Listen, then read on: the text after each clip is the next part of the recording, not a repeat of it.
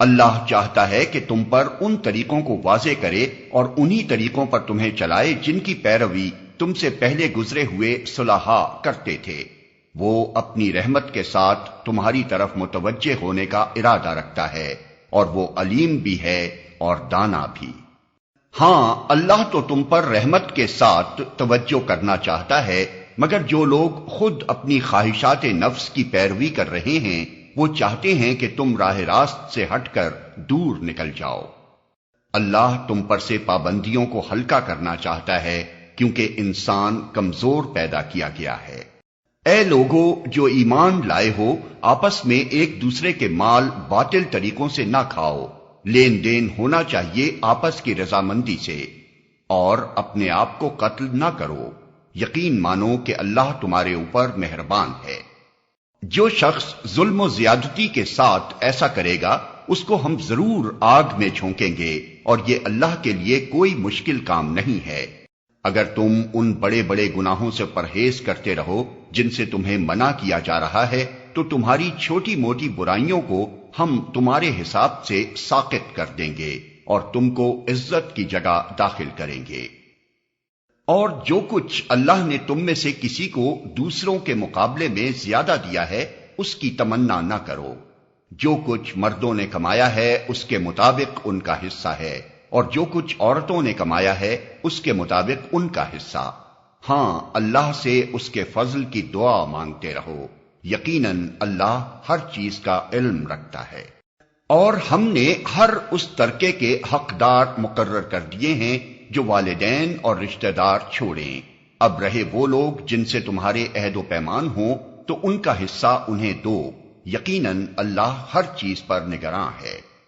مرد عورتوں پر قوام ہیں اس بنا پر کہ اللہ نے ان میں سے ایک کو دوسرے پر فضیلت دی ہے، اور اس بنا پر کہ مرد اپنے مال خرچ کرتے ہیں۔ بس جو صالح عورتیں ہیں وہ اطاعت شعار ہوتی ہیں، اور مردوں کے پیچھے اللہ کی حفاظت و نگرانی میں ان کے حقوق کی حفاظت کرتی ہیں۔ اور جن عورتوں سے تمہیں سرکشی کا اندیشہ ہو انہیں سمجھاؤ، خوابگاہوں میں ان سے علیحدہ رہو اور مارو۔ پھر اگر وہ تمہاری مطیع ہو جائیں تو خواہ مخواہ ان پر دست درازی کے لیے بہانے تلاش نہ کرو۔ یقین رکھو کہ اوپر اللہ موجود ہے جو بڑا اور بالا تر ہے۔ اور اگر تم لوگوں کو کہیں میاں اور بیوی کے تعلقات بگڑ جانے کا اندیشہ ہو تو ایک حکم مرد کے رشتہ داروں میں سے اور ایک عورت کے رشتہ داروں میں سے مقرر کرو۔ وہ دونوں اصلاح کرنا چاہیں گے تو اللہ ان کے درمیان موافقت کی صورت نکال دے گا۔ اللہ سب کچھ جانتا ہے اور باخبر ہے۔ اور تم سب اللہ کی بندگی کرو، اس کے ساتھ کسی کو شریک نہ بناؤ، ماں باپ کے ساتھ نیک برتاؤ کرو، قرابت داروں اور یتیموں اور مسکینوں کے ساتھ حسن سلوک سے پیش آؤ، اور پڑوسی رشتہ دار سے، اجنبی ہمسائے سے، پہلو کے ساتھی اور مسافر سے، اور ان لونڈی غلاموں سے جو تمہارے قبضے میں ہوں احسان کا معاملہ رکھو۔ یقین جانو اللہ کسی ایسے شخص کو پسند نہیں کرتا جو اپنے پندار میں مغرور ہو اور اپنی بڑائی پر فخر کرے۔ اور ایسے لوگ بھی اللہ کو پسند نہیں ہیں جو کنجوسی کرتے ہیں اور دوسروں کو بھی کنجوسی کی ہدایت کرتے ہیں، اور جو کچھ اللہ نے اپنے فضل سے انہیں دیا ہے اسے چھپاتے ہیں۔ ایسے کافر نعمت لوگوں کے لیے ہم نے رسوا کن عذاب مہیا کر رکھا ہے۔ اور وہ لوگ بھی اللہ کو ناپسند ہیں جو اپنے مال محض لوگوں کو دکھانے کے لیے خرچ کرتے ہیں اور در حقیقت نہ اللہ پر ایمان رکھتے ہیں نہ روز آخر پر۔ سچ یہ ہے کہ شیطان جس کا رفیق ہوا اسے بہت ہی بری رفاقت میسر آئی۔ آخر ان لوگوں پر کیا آفت آ جاتی اگر یہ اللہ اور روز آخر پر ایمان رکھتے اور جو کچھ اللہ نے دیا ہے اس میں سے خرچ کرتے۔